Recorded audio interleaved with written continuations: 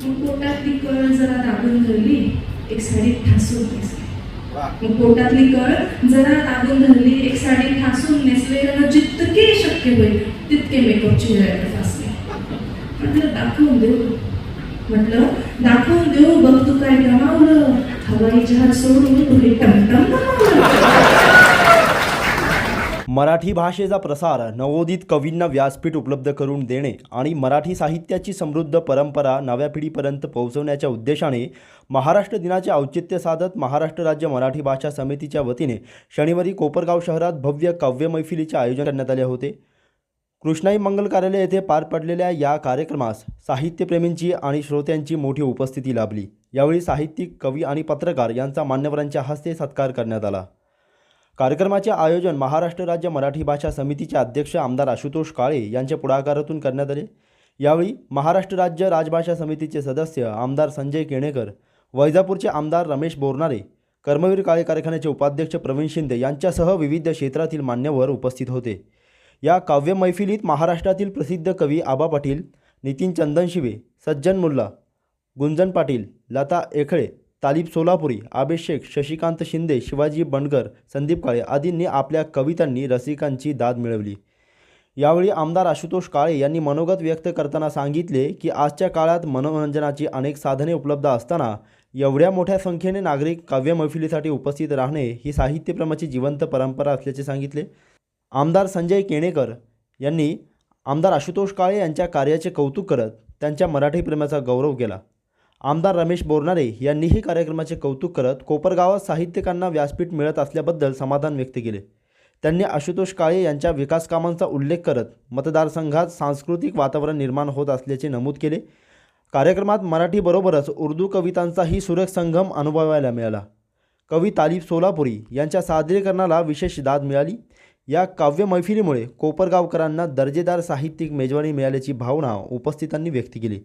यावेळी साहित्यप्रेमी नागरिक, विविध क्षेत्रातील मान्यवर, महिला भगिनी, राष्ट्रवादी काँग्रेस पक्षाचे पदाधिकारी, कार्यकर्ते मोठ्या संख्येने उपस्थित होते. कविता असेल, साहित्य असेल, याच्यावर प्रेम असेल, त्याच्यामध्ये आमचे लोक असते, ते लोक कीर्तन पाहतात, तमाशाही पाहतात, सिनेमा पाहतात, बाकी सगळं. पण असा कार्यक्रम मी पहिल्यांदा पाहिला. त्यांचं आमदारांनी ठेवलं म्हणून आहे, त्यांना निरोप दिला म्हणजे आम्ही ठेवलेला कार्यक्रम पहिलीच वेळ चालला. महाराष्ट्र दिनाच्या निमित्ताचं औचित्य साधत आपण खऱ्या अर्थाने काव्य मैफिलीचा कार्यक्रम या ठिकाणी आयोजित केलेला आहे. या नुसता कार्यक्रम नसून पण मराठी भाषा, साहित्य, संस्कृतीचा आपला उत्सव आहे. या काव्य मैफिलीच्या माध्यमातून आपल्या भाषेची गोडी, तिची अभिव्यक्ती आणि तिची ताकद आपल्या पुढच्या पिढीमध्ये किंवा आपणही सर्वजण नागरिक म्हणून या ठिकाणी मराठीचा आदर वगैरे आपण वापर करतो. हे सर्व आपण या कार्यक्रमाच्या माध्यमातून करणार आहे. अशा या काव्य मैफिलीच्या कार्यक्रमाच्या निमित्ताने केणेकर साहेब आणि बोरनारे सर यांनी वेळ दिला. माझे समितीमधले ज्येष्ठ मार्गदर्शक आणि सहकारी आहेत, या सर्वांच्या वतीने त्यांचं स्वागत करतो, आभार व्यक्त करतो. हा कार्यक्रम तर 1 मेच्या ऐवजी आपण 2 मे शनिवार असल्यामुळे घेतला. म्हणजे सुशांतजी बोडके यांनी सगळे श्रेय मला दिलेले. हा कार्यक्रम मी घडवला असं झालं तसं झालं. ओरिजिनल जी कल्पना आहे माझ्याकडे आले व मराठी भाषा समितीचे राज्याचे अध्यक्ष आहे. तुम्ही आपल्या कोपरगावसाठी काय करता? म्हटलं कोपरगावचं त्याचा काय संबंध आहे? म्हटलं मराठी भाषा समितीचं काम आहे भाषेचं जतन करणं, संवर्धन करणं. आणि त्याचं काम करत असताना शासकीय कार्यालयामध्ये त्याचा वापर होतोय का नाही, नागरिकांना कुठली अडचण येत आहे का, त्या खात्याची साक्ष लावून त्यांच्याकडनं भाषेचा वापर होतोय का नाही बघून. ते म्हटलं जतन आणि संवर्धन मध्ये आपले जे साहित्यिक आहे, कवी आहे, पत्रकार आहे, लेखक आहे, यांना देखील आपण एक प्रोत्साहन म्हणून, एक शाबासकीची थाप म्हणून हा कार्यक्रम केला पाहिजे. म्हटलं बरोबर आहे. म्हणून हा कार्यक्रम त्या ठिकाणी आपण आयोजित केला. तर दादा, मी नेहमी करता म्हणतो, गर्दीपेक्षा फक्त दर्दीच त्या ठिकाणी लागतात. परंतु आज या ठिकाणी मला दोन्ही पाहायला मिळालं. हॉलही भरला, गर्दी झाली आणि दर्दी पण. पण आपल्या सर्वांचं त्या ठिकाणी मनापासून स्वागत करतो. आता काल परवा रिक्षाचा एक विषय त्या ठिकाणी झाला आणि म्हणून जेव्हा जेव्हा समितीमध्ये दादा काम करत असताना ते जरी आम्हाला ज्येष्ठ मार्गदर्शक म्हणत असले मला संजय केलेकर साहेबाला, परंतु अत्यंत चांगली भूमिका त्या समितीमध्ये काम करताना दादांची त्या ठिकाणी राहिलेली आहे. आणि म्हणून त्यावेळेस दादा स्वर्गीय रामराव नाना नाट्यकाची त्यांनी निर्मिती केली. परंतु आज पूर्णपणे जमीन दोस्त झाला आणि म्हणून जसं तुम्ही नाट्यगृह त्या ठिकाणी केलं तसं मी सुद्धा 5 कोटीचं एक रामराव नाना नाट्यगृह नवीन कसं चांगलं होईल त्या पद्धतीने आज बांधकाम जवळजवळ 90% त्या ठिकाणी पूर्ण होत आहे. या कार्यक्रमाला त्यांनी ठेवलं कार्यक्रम. मी खरं तर मराठी भाषेच्या समितीत आल्यामुळेच आम्ही घेतलं मराठी, आणि त्याच्यामुळं मी आणि लोणारे सरांच्या घरी सुद्धा त्यांची कन्या सुंदर अशी कविता त्यांनी पहिल्या पद्धतीने वाचून दाखवली आणि आम्हाला म्हणजे खूप सार्थ अभिमान वाटला की नाही, मराठी भाषिकांचे सदस्य सुद्धा, आणि मराठी भाषा जशी मोहक आहे, सुंदर आहे, तसं राज्याचा मराठी भाषेचा अध्यक्ष सुद्धा मोहक आहे, सुंदर आहे, ते व्यक्तिमत्व साधच आहे. आणि त्यामुळं निश्चितपणे आज खूप चांगल्या महाराष्ट्र दिनाच्या या जडणघडीमध्ये मराठीला बघणारे व्यक्तिमत्व आणि त्या अनुषंगानं ही काव्यमैत्री ठेवणारे दादा, निश्चितपणे आजच्या या कार्यक्रमाला मी अभिवादन करतो. कर्मवीर शंकररावजी काळे साहेब आजच्या उपस्थितीमध्ये माननीय या मराठी भाषेचे विधिमंडळाचे समितीचे अध्यक्ष माननीय आमदार आशुतोष काळेजी, सन्माननीय माननीय या विधिमंडळाचे सदस्य माननीय आमदार रणजी बोरमारे, अशोक आमदार अशोकदादा काळेजी, कविवर्य कुसुमाग्रज, विभा शेवरकर, सुरेश भट, बैनाबाई चौधरी, आणि खऱ्या अर्थानं आजच्या या कार्यक्रमाला आलेली सर्व साहित्यिक कवी मंडळी आणि समोर बसलेले सर्व साहित्यिक कवी, पत्रकार, रसिक वर्ग सर्व आहेत. मी प्रथमतः या काव्य मैफिलीचं उद्घाटन झालं असं घोषित करतो. कवितेचा उल्लेख केला, 2 ओळी आठवल्या हिंदीतल्या की कौन कहता है मुझे इश्क नहीं करते, कौन कहता है बूढ़े इश्क नहीं करते, करते हैं पर हम उन पे शक नहीं करते.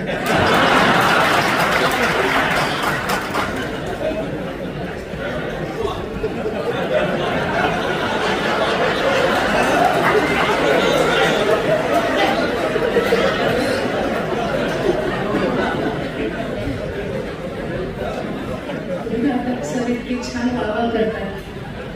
सर तो शेर तुमच्यावर पण लागू होतोय.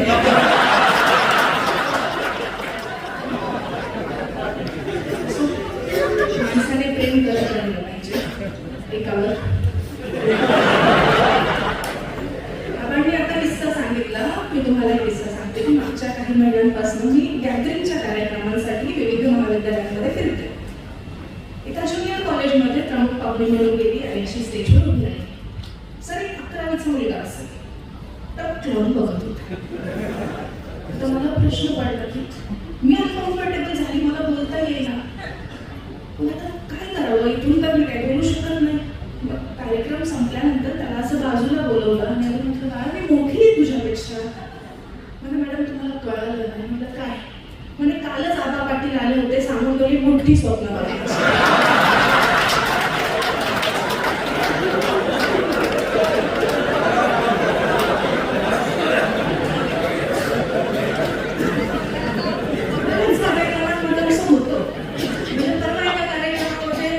तब्येत ठीक नव्हती, इंग्रजी दादाला बोलले की दादा मी आज काय करू.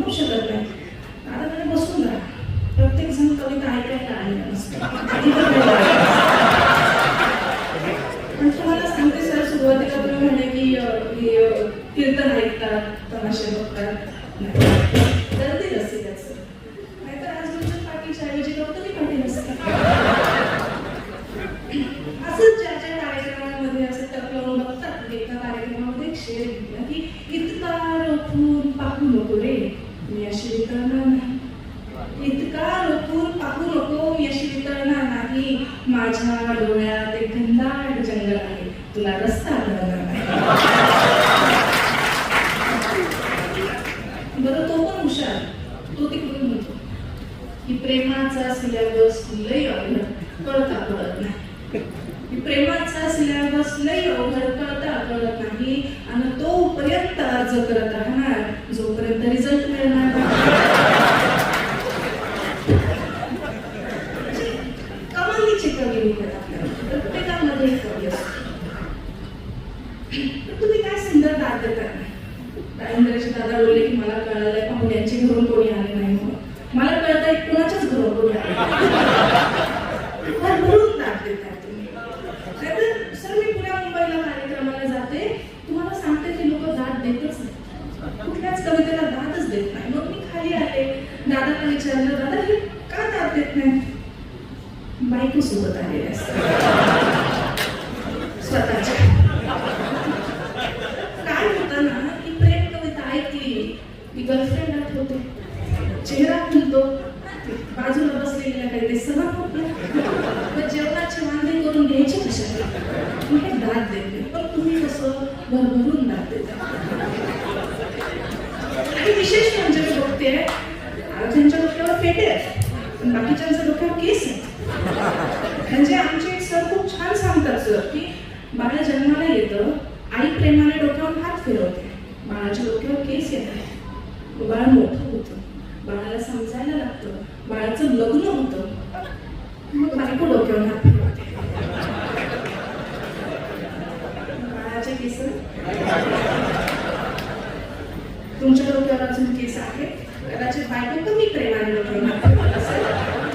ज्यांचे त्यांचे गेले त्यांनी दुःखी होऊ नका, तुमची बायको खूप प्रेम करते तुमच्यावर. मला परवा असं बायकोचा विषय चालला होता की माझ्या एका मित्राला म्हटलं की अरे बायकोवर इतके जोक करता तुम्ही, बायका नसत्या तर साडी तुमचे कपडे तरी कोणी धुतले असते का? मला म्हणतो घातलीच कोणी असते.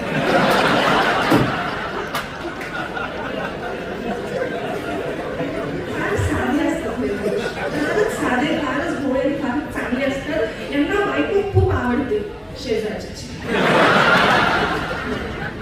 आता बायकोचा विषय नेमकाच तर तुम्हाला बायकोचीच कविता ऐका की थोडी सादगी हवी, थोडी अदाही असायला पाहिजे. बायको हवी हक्काची, पण गर्लफ्रेंड सारखी दिसायला पाहिजे. नाजूक चेहरा, मिल्की स्किन, झिरो फिगर असायला हवी. नाजूक चेहरा, मिल्की स्किन, झिरो फिगर असायला हवी. आणि मित्रांच्या बायकांमध्ये आपली जोडी दिसायला हवी.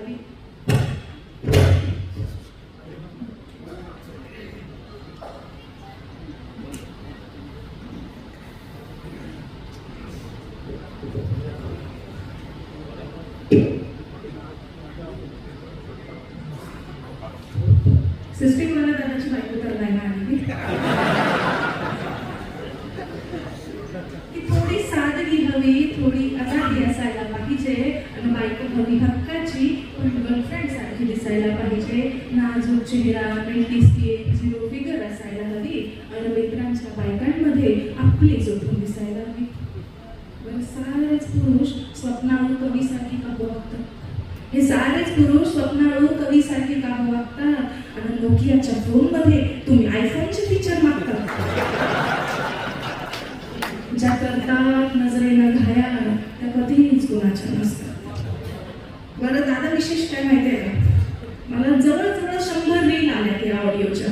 सगळ्यांनी ट्रकच्या मागे लिहून ठेवलंय, ज्या करतात नजरेनं घायाळ, त्या कधीच गुणाच्या नसतात. वरतून फुलपाखरू दिसणाऱ्या आतून मधमाशा असतात. इतकं गोड असले आमदार साहेब, सगळं म्हणणार काय तुम्हाला कसं? मला सुखरूप घरी जायचं.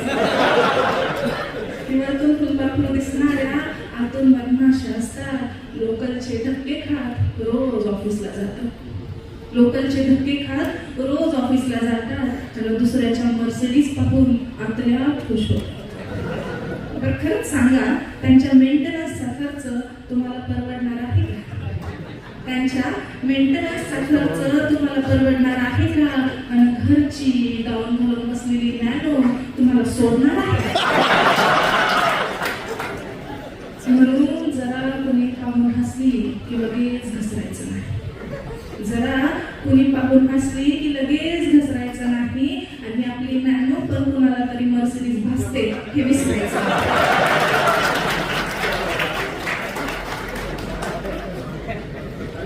बायको म्हणजे पुरुषांच्या मनाच्या जवळचा विषय आला ना. पण तुम्हाला सांगते, प्रत्येक ठिकाणी जाते तर एक दोन स्त्रिया असतात, बाकी सगळे पुरुष असतात ना. आमची बाजू आम्ही मांडली पाहिजे. मी बऱ्याच ठिकाणी जायची, इंग्रजी दारात कविता लिहायचे, ते तिच्या लग्नाला जातात तेव्हा काय होतं. त्यांनी बरेच अनुभव सांगितले की मी बरेच लग्न जेवलो, काही बारशे जेवलो, आता ते कड्यावर येऊन मामा पण म्हणतंय. म्हटलं आपण पण आपला अनुभव सांगा. कसं आहे, मी 4 ओळी लिहिल्या होत्या की प्रेमासाठी वेळी डोक्यात खूळ आहे, की प्रेमासाठी वेळी डोक्यात खूळ आहे, बहिणाबाईचं गाव माझं निराचं हे खूळ आहे, तुझ्या विना कशी आहे अजून काय सांगू, की तुझ्या विना कशी आहे अजून काय सांगू, कृष्णा विना जसे उदास गोकुळ आहे, कृष्णा विना जसे उदास गोकुळ आहे. आपण कितीही कविता लिहिल्या, कितीही अनुभव सांगितले, तर तुम्हाला सांगते, जगातला आयुष्यातला सगळ्यात वाईट अनुभव म्हणजे आपण ज्याच्यावर प्रेम करतो त्याला दुसरं कोणाचं तरी होताना बघणं. कवीच्या बाबतीत काही गोष्टी सोप्या असतात, कारण कवी कवितेतून लिहून घेतो, आणि तुमच्या बाबतीत आम्ही सोप्या करतो, कारण तुमच्या भावना आम्ही आमच्या कवितेतून मांडतो. कविता घेते, कवितेचं शीर्षक आहे शीत हरवलेली नाव. की काय सटवाईच्या मनी आलं की तिनं असा हिशोब काढला, काय सटवाईच्या मनी आलं की तिनं असा हिशोब काढला, या बालूचा लाडू तिनं त्या माणसाच्या ताटात टाकला. ज्याच्यावर हक्क सांगत गर्व केला, आता त्याच्याच लग्नाला जायचं होतं. ज्याच्यावर हक्क सांगत गर्व केला, आता त्याच्याच लग्नाला जायचं होतं. आपण चापून चोपून लेट केलेलं बाळ दुसऱ्याच्या खुंटीला पाहायचं होतं. मग ठरवलं जे समोर आहे त्याला थेट भिडायचं. मग ठरवलं जे समोर आहे त्याला थेट भिडायचं, आणि आपण नाही, जो सोडून गेला त्यानं आपल्यासाठी रडायचं. मग पोटातली कळ जरा दाबून धरली, एक साडी ठासून नेसली. मग पोटातली कळ जरा दाबून धरली, एक साडी ठासून नेसले, आणि जितके शक्य होईल तितके मेकअप चेहऱ्यावर फासले. म्हटलं दाखवून देऊ, बघ तू काय गमावलं, हवाई जहाज सोडून तुझे टमटम गमावलं. हवाई जहाज सोडून तुझे टमटम गमावलं. पण त्याला तिच्यासोबत पाहून मी कावरी बावरी झाले. स्वप्न रंगवली होती, हळदीच्या अंगाची नवरी झाली. भानावर आले, डोळे पुसले, मेकअप सारा पुसून गेला. माझी सारा आत्मविश्वास दोन डोळ्यातून घसरून गेला. रडून पडून गळा फाडून काही केल्यास भागत नाही. आणि प्रेम कुणाचंही असो ते शब्दाला लागत नाही. नजर झाली, डोळे अजिबात फुटत नव्हते, आणि माझी ओळख करून देताना त्याला शब्दही फुटत नव्हते. मीच म्हटलं, मी वर्ग मैत्रीण, माझं नाव बानू आहे, मी मानलेली बहीण आणि तूच याची जानू आहे. जरा हसला आणि तिचा हात हातात घेतला. तो जरा हसला आणि तिचा हात हातात घेतला. एक काटाच रे माझ्या काळजात रुतला. वेळ मारून येण्यासाठी तो मला विचारतो ही कशी आहे. कशी आहे. म्हटलं तुझ्यासारख्या गोल गपासाठी हीच योग्य कशी आहे. काय करणार, आजही तुझा पडलेला चेहरा पाहत नाही. ज्याला आपलं म्हटलं त्याला धीर दिल्याशिवाय राहत नाही. जाताना जेवून जा. मॅडम बसल्यावर बराच वेळ सांगत त्या मी जाताना जेवून जा असं तो सांगून गेला.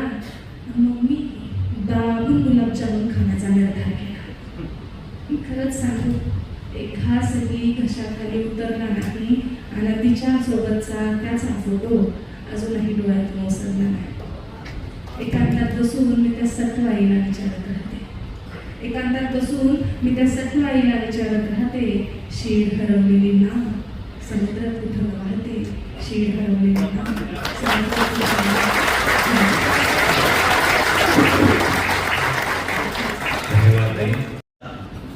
ज्याप्रमाणे ते मिळून असते तसेच माझी कविता आणि असे समरस झालेले आहेत, असं जुळलेलं आहे, कुठंही वाटणार नाही की हे दोन वेगळे वेगळे भाषा आहेत.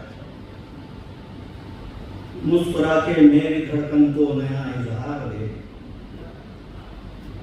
एक ओर उर्दू एक ओर मराठी, पण कुठेही वाटणार नाही उर्दू मराठी वेगळं होतं. मुस्कुरा के मेरी धड़कन को नया इजहार दे. माझ्या स्वप्नांना बहरलेला नवा आकार दे. मुस्कुरा के मेरी धड़कन को नया इजहार दे. माझ्या स्वप्नांना बहरलेला नवा आकार दे. जिंदगी है जब कभी आ जाए मुश्किल मोड़ पर, मी जिथे थांबेन तेथे तू मला आधार दे. मुस्कुरा के मेरी धड़कन को नया इजहार दे.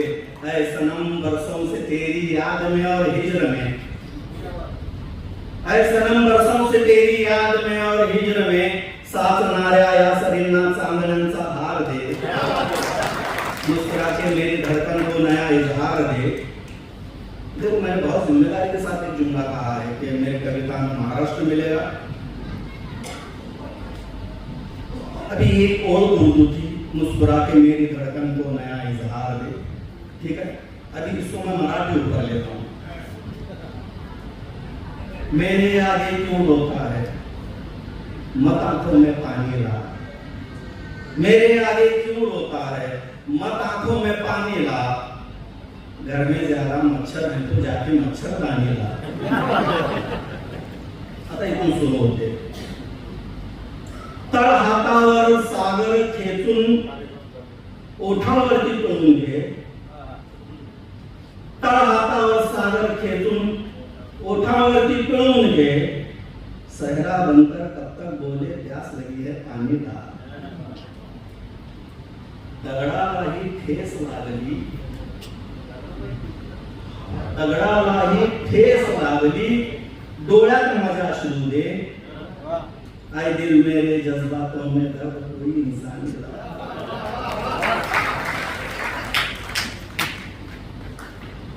फूल पाकळ्या कधी फुलावे, वेळेला ते ठरवू दे. फूल पाकळ्या कधी फुलावे, वेळेला ते ठरवू दे. वक्त बराबर सब करता है, मत अपनी मनमानी ला.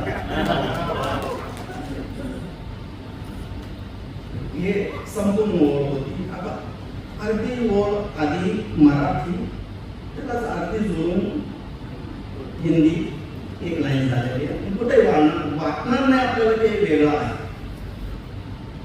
जखमावरती फुंकर मारून जख्मों का मरहम कर दे. जखमावरती फुंकर मारून जखमों का मरहम कर दे. उदास आहे तार मनाची, छेड जरा सरगम कर दे. रिमझिम पाऊस झाल्यानंतर मिट्टी खुशबू देती है. रिमझिम पाऊस झाल्यानंतर मिट्टी खुशबू देती है. मला ही माझी गंध मिळू दे, आंख जरासी नम कर दे.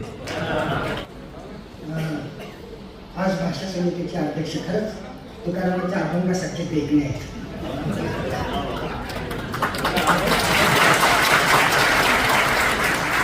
नंतर आमच्याकडे एक अध्यक्ष आहे, त्याला कवितेचा कार्यक्रम घ्यायचा म्हणजे किती विचारते. ती कविता म्हणजे काय? आमच्या भावकीत खानदानात कविता कोणाचंच नाव नाही. कवितेबद्दल काय विचारायचं? एक मी त्याला सांगतो, कविता म्हणजे गाणं असतंय, ते म्हणायचं असतंय. बरं ठीक आहे, मग वाजवणारी कोण सगळा माझा भाकरीचा शोध संपेपर्यंत अशी हसत राहणारी सांग. तुला हसताना पाहून मलाही बरं वाटतं.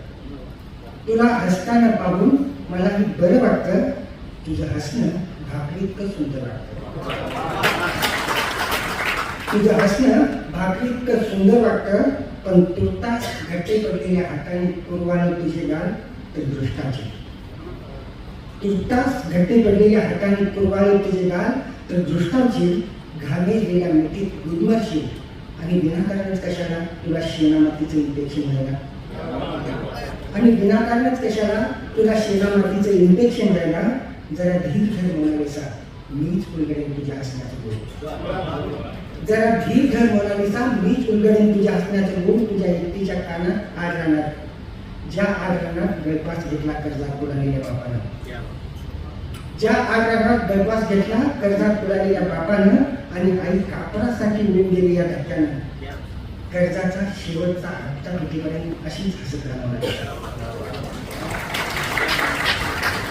कर्जाचा शेवटचा हप्ता तिथेपर्यंत अशीच हसत राहा मोनालिसा.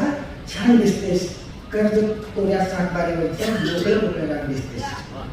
कर्ज कोऱ्या सातबाऱ्यावरचं मोकळं मोकळं राग दिसतेस मोनालिसा. धुकीच्या कड्याकडे सापडला असता भाकरीचा गाव तर मीही बोलून घेतले असते काळजावर तुझ्या गाव. मी म्हटलं असे तो इथंच कुठेतरी असेल. ती म्हटली प्रत्येक चौकात शोधला, गल्लीत शोधला, दुकानात शोधला, थिएटरमध्ये शोधला, गार्डन मध्ये शोधला, स्टँडवर शोधला, रेल्वे स्टेशनला शोधला, कुठंच सापडला नाही. नेमका कुठं असेल. आणि मग मी विचार करायला लागलो की हा कुठंच नाही तर मग कुठं असेल. आजचा तरुण कार्यकर्ता असेल तो इथंच कुठेतरी असेल. आता या वेगवेगळ्या पक्षांवरती मी घसरलेला आहे. नंतर तुम्ही काय म्हणणार कशाला. फक्त पहिल्या पक्षात पहिल्या कडव्यात तुमच्या पक्षावर टीका असेल, दुसरी असते संचालनाची. त्याच्या पुढच्या कडव्यात तुम्हाला संधी आहे.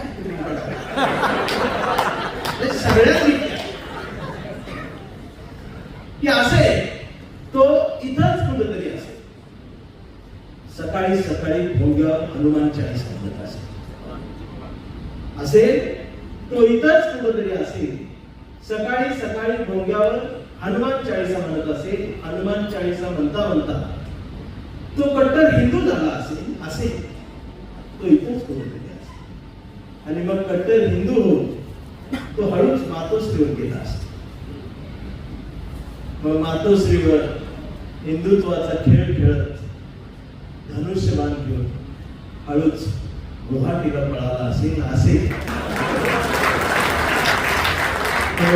इथंच कुठेतरी असेल. गुवाहाटीला गेल्यावर झाडी डोंगर हटील बहरला असेल, मोहरला असेल. पण एवढ्या 50 खोके एकदम मोकेच्या घोषणा ऐकून तो गोंधळ असेल तो इथंच कुठेतरी असेल. मग गोंधळून तो शेवटी परत आला. मग मला धरून नेतील, मला पकडून नेतील, माझी चौकशी होईल का, मला अटक होईल का, या भीतीनं तो कमलाच्या फुलात घातला असेल. मला अटक होईल का, माझी चौकशी होईल का, या भीतीनं तो कमळाच्या फुलात लपला असेल. पण कमळाच्या पाकळ्यांनी सुद्धा त्याचा आवळून आवळून पार रस काढला असेल तो इथंच कुठेतरी असेल. सगळा रस काढून झाल्यावर त्याला सोडला असेल. मग त्याची दाढी वाढली असेल, त्याचे केस वाढले असतील आणि अचानक त्याला भारत दिसला असेल. आणि मग तो हळूच भारत जोडोच्या यात्रेत गेला असेल. पण भारत जोडोच्या यात्रेत नेमकं चालायचं कशासाठी आणि कुणासाठी हीच त्याला कळत नसेल. आणि मग तो नांदेडमध्येच थांबला असेल. तो इथंच कुठे नांदेडमध्ये थांबल्यावर बराच उशीर झाला हे त्याच्या ध्यानात आला असेल. मग त्यानं घड्याळाकडे पाहिलं असेल. पण इथं काकाजवळ थांबायचं का पुतण्याजवळ बसायचं हीच त्याला कळत नसेल. शेवटी त्याला तुतारी वाजवली असेल तो इथंच पुढे गेला. शेवटी सगळ्यांनीच हाकलल्यावर तो चिडला असेल, अन्याय विरुद्ध बंड केला असेल, त्याला बाबासाहेब आठवले असतील. तो पॅन्थर झाला असेल आणि मग हळूच आरपीआय गेला असेल. पण आरपीआय मध्ये गेल्या त्याच्याच अध्यक्षाच्या कविता ऐकून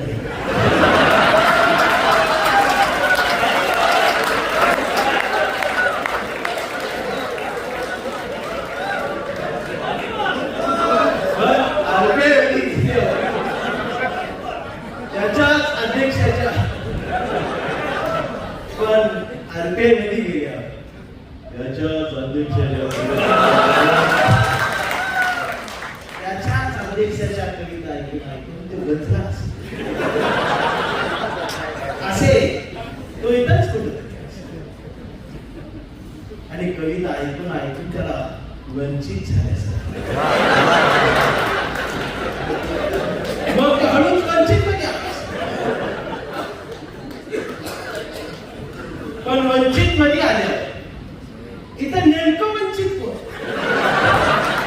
हेच त्याला कळत नसेल असे तो इथंच कुठेतरी असेल. मग त्या दिदीनं म्हटलं दिदी आज म्हटलं कोपरगावला कृष्णा मंदिर कार्यालय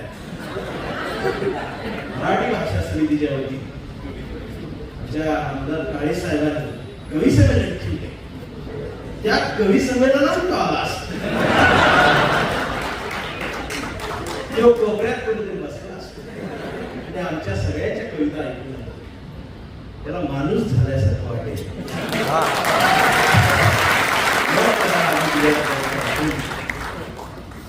मी जाता जाता फक्त एवढंच सांगणार आहे सगळे कवी एकशे बडकरी आमची गुंजन ताई तिचा एक वेगळा पास आबा पाटील आहे. आबा पाटील म्हणजे आमचा संत चांगदेवाच्या वाघाच्या जगड्यातून बाहेर काढणारी